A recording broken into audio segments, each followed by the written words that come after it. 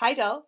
Welcome to episode 2. In the last episode, we learnt about the backgrounds and childhood of Myra Hindley and Ian Brady. Some argue that Ian and Myra had troubled upbringings, but really for the time it wasn't that bad. And I mean, there are children today who are going through much worse childhoods than both of them combined, and they'll not turn into the monsters that these two are going to turn into today. Because today I am going through the entire murder spree of Ian Brady and Myra Hindley. The details of the crimes I'm about to tell you, the details didn't come out until years later, decades later. But I thought it best to just do the story chronologically. It makes more sense because there's a lot to cover instead of going back and forth all the time, Anyway, let's start. Picking up from where we left off in episode 1. On the 12th of July in 1963, Ian told Myra he wanted to commit the perfect murder, if such a thing exists. After they were both finished work, Ian instructed Myra to drive around their borrowed van while he followed in his motorcycle. When he spotted a victim he wanted, he would signal by flashing his headlights. Driving down Gorton Lane, he spotted a young girl. He signaled to Myra, who did not stop because she literally knew this 8-year-old girl. It was in Myra's thinking and rationale that a teenager would be much less missed than an 8-year-old. Ian agreed. Not giving up, sometime after 7:30 p.m, driving on a different street this time, Ian signaled Myra to stop for 16-year-old Pauline Reed, a schoolmate of Myra's sister Maureen. 16-year-old Pauline was on her way to a dance, wearing a lovely pink and gold dress. She was so excited, I'm sure. Myra pulled over and offered Pauline a lift. Once Pauline was in the van, Myra asked her if she would mind helping her look for a lost expensive glove, in the Saddleworth Moor. Pauline, who, kinda knows Myra, it's like her schoolmate's older sister, she was like, yeah, sure, I'll help. So they drove to the Saddleworth Moor. When Ian arrived at the moors on his motorcycle, Myra told Pauline that he was going to help them search. Myra later claimed that she stayed in the van while Ian took Pauline into the moors. Ian returned alone 30 minutes later. He retrieved Myra and took her to the spot on the moors where Pauline lay dying. Pauline's clothes were in disarray, and she had nearly been decapitated with 2 cuts to her throat. This included a 4-inch incision to her voice box, and into this incision was shoved Pauline's coat and necklace, was in the cut, in the incision. Pushed in. When Myra asked Ian whether he had raped Pauline, Ian replied, of course I did. In Myra's account, she returned to the van while Ian buried Pauline. But in Ian's account, Myra was there for everything. She participated in the attack and the sexual assault. During the police investigation for the presumed missing child, police found no one who had seen Pauline before her disappearance. There wasn't many leads, although she had briefly dated a local boy, with 3 criminal convictions for minor crimes. David Smith, the 15-year-old, was questioned by police, but he was cleared in any involvement in her death. Only 4 months later, Ian and Myra were ready to strike again. In the early evening of the 23rd of November 1963, Ian and Myra were at a market when they spotted an adolescent boy. They used the same tactic to lure the child that had worked on Pauline. The pair offered 12-year-old John Kilbride a lift home, saying to him that his parents might worry that he was out so late. They said they'd bring him home and give him a bottle of sherry. Once John was in Myra's hired car, Ian told him, well, we'll have to make a detour to our house to go get you this sherry. While on this supposed detour, Ian said, we need to make another stop, using the same weird excuse that they needed to go to the Saddleworth Moors to look for Myra's missing expensive glove. Apparently, when they got there, Ian took John onto the moors while Myra waited in the car. And just like with Pauline, Ian sexually assaulted the 12-year-old boy. And as well, like Pauline, Ian this time attempted to slit John's throat, although it seems that John put up a struggle. Unfortunately, Ian is bigger than a 12-year-old and was able to strangle him to death, most likely with a shoelace. After John's disappearance, a huge search was undertaken. 500 missing posters were printed and over 700 statements taken. 8 days after John failed to return home, 2,000 volunteers scoured waste ground and derelict buildings. During this time, when Manchester is frantically looking for the missing boy, Myra hired multiple vehicles, driving up to the moors to make sure the burial sites had not been disrupted. What a bitch. People who say that Myra was manipulated by Ian Brady, they're being manipulated.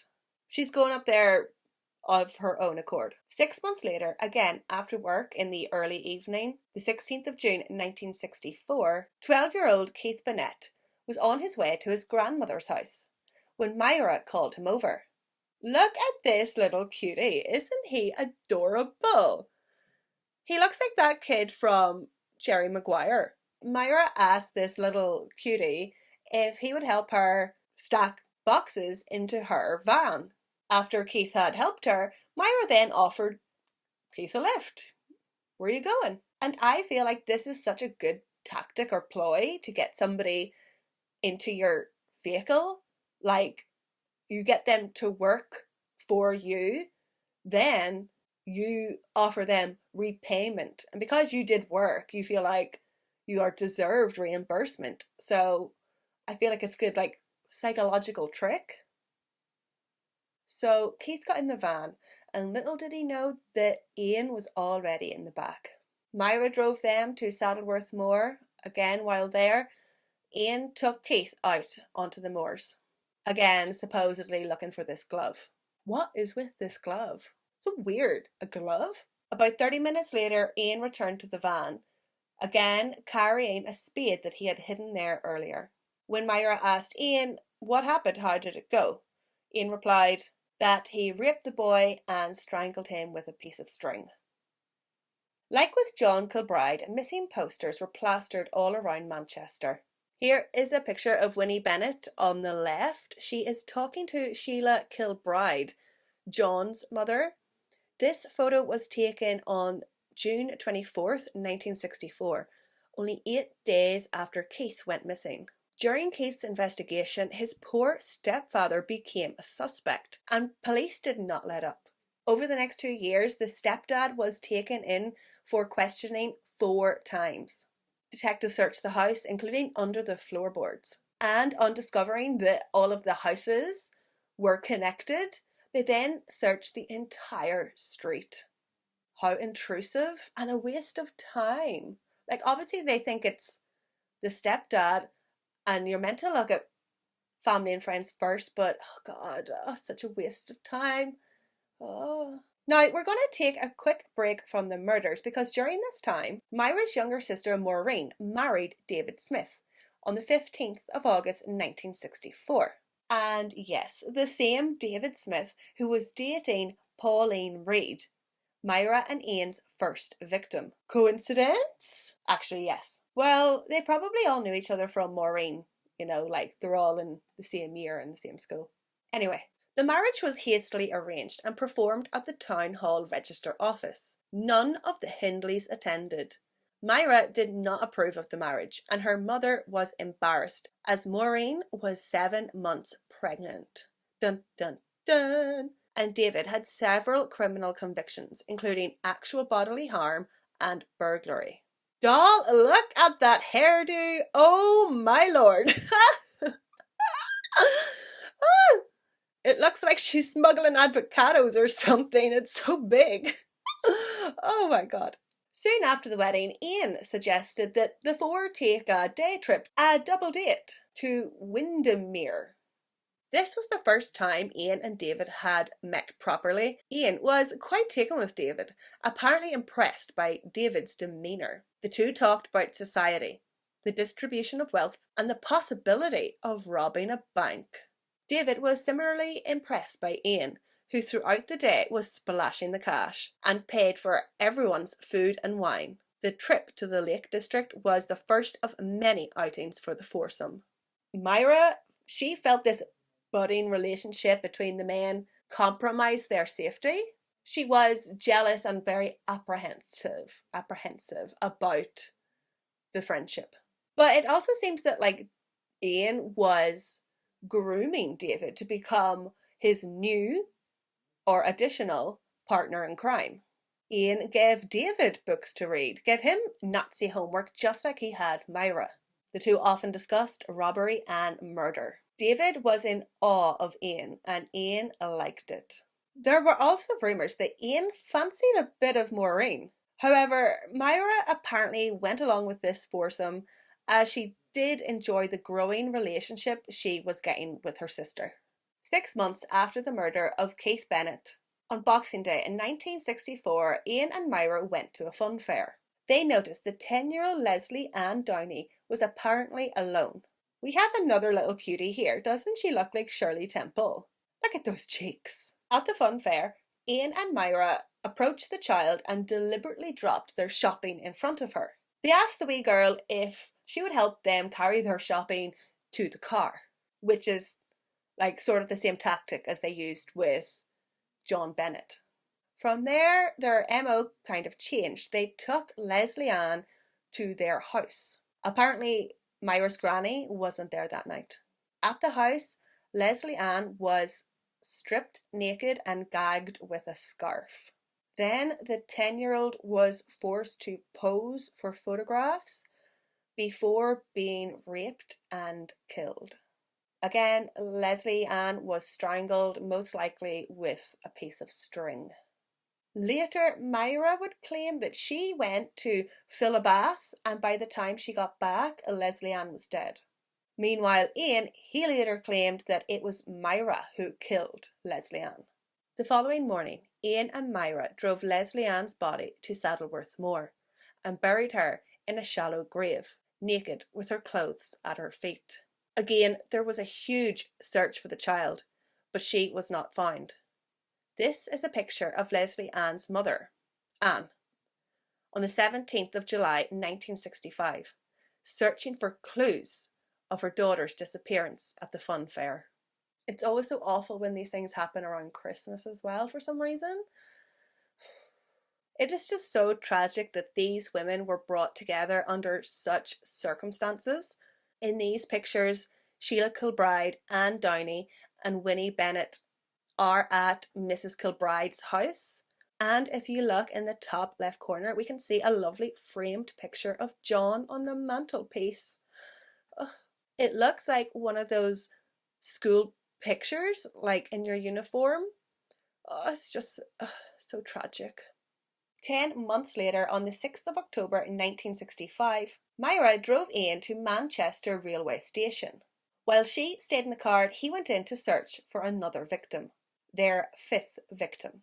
Edward Evans was at Manchester Central Station, having been to see Manchester United play Helsinki. He called at the buffet bar for a drink, but it was closed. The 17-year-old caught Ian Brady's eye. Ian recognised Edward from the local pub and invited him back to his house for a drink. Ian took Edward out to this hideous car and introduced Myra as his sister. The three drove to Ian and Myra's. Myra was dropped off at her sister and David's house, who lived only a few streets down. Ian told Myra, bring David over to the house. When David arrived at the house, Ian asked him, oh, you've came here for the miniature bottles of wine.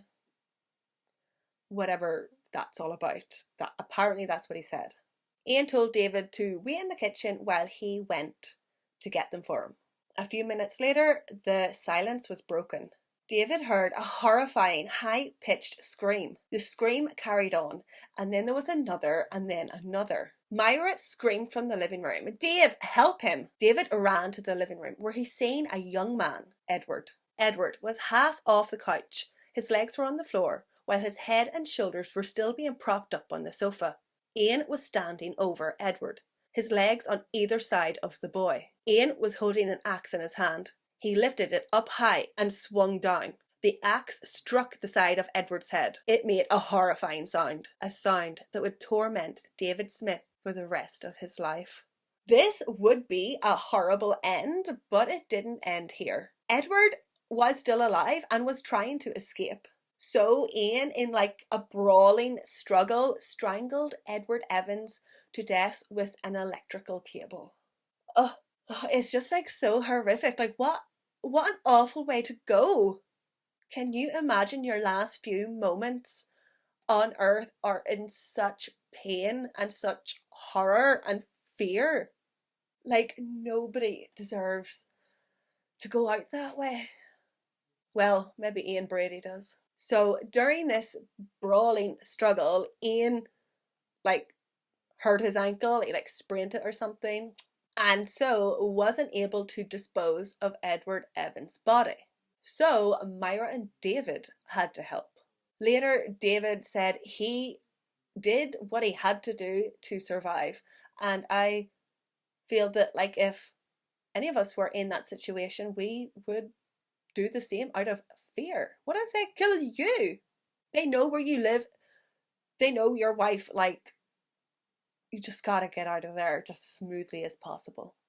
But Edward is a big 17-year-old boy. He's not a little child. Well, he is a child, but he's not little, you know.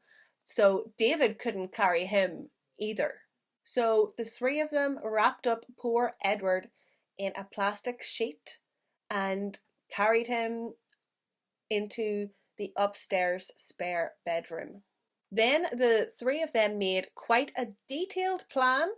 David would return tomorrow morning and help transport the body to the car and then to the moors, using David's baby pram. It's so fucking twisted. Ugh. You're using your child's pram to even like have that notion. So at about 3 a.m, David goes home and he tells Maureen he needs a cup of tea. David is a nervous wreck. He drinks the tea and immediately throws up. He breaks down and tells his wife what he had just witnessed. Maureen and David agree they need to tell the police. About 3 hours later, David arms himself with a screwdriver and a bread knife. He goes to the phone box at the end of the housing estate and he calls the police, telling them what he had just witnessed. The police told him, stay there. They came for him, picked him up from the phone box and took him to the police station. David told them everything I just told you. A few hours later, the superintendent police officer then went to Myra and Ian's house, dressed as a bread delivery man. At first I thought, like, how random, like going as like a bread man. But then I thought it's like obviously it's so that Myra will open the door to him. Like she may not open the door to the police, but she'll open it to a bread man and identify herself as Myra. Also, the police were worried that if Ian and Myra could see they were police, that Ian and Myra would go get their guns. Anyway, eventually the bread man identified himself as a policeman, and Myra had to let him in. Ian and Myra acted dumbfounded and tried to hinder the police as they searched the house. But of course, once the spare room was opened, police found Edward Evans wrapped in a sheet of plastic. Ian Brady was arrested. As Ian got dressed to go to the police station, he told officers that, you see, he and Edward just like got into a fight and the row got out of hand. As if that is any kind of excuse for murder. Oh, just like a drunken fight got out of hand. So it doesn't count. Because it was accidental. It was not intentional. It was just a fight that went too far. Just, that's it. I know he's dead. But I was having a fight. Now, yeah, Myra was not arrested. But obviously, like what David witnessed was Ian striking the blow and doing the strangling. Technically, David really didn't see Myra do anything. And David doesn't know about the other murders. Nobody does, but we do. Myra demanded to go to the police station with Ian, but point blank refused to make any kind of statement about Edward Evans' death, only saying that it was a tragic accident. With nothing on her, police just let Myra go. Now, you would think that this is when Myra would take this opportunity to run, but she didn't. She hung around Manchester for the next 4 days. She asked her boss to fire her so that she could start claiming the dole. She thinks she's going to be around to claim the dole. Doll, they will be coming for you. And yeah, at the house, Myra was destroying and getting rid of evidence. Police were able to eventually find half burnt up bank robbery plans. Man, why couldn't they have just done that? If they had robbed a bank, it would have been so much kinder to society. Finally, on the 11th of October, Myra was arrested and charged as an accessory to Edward Evans' murder. And that is where we will end part 2. In the next episode, I will be going over the investigation, the search of the Moors, and the trial. Don't forget to subscribe.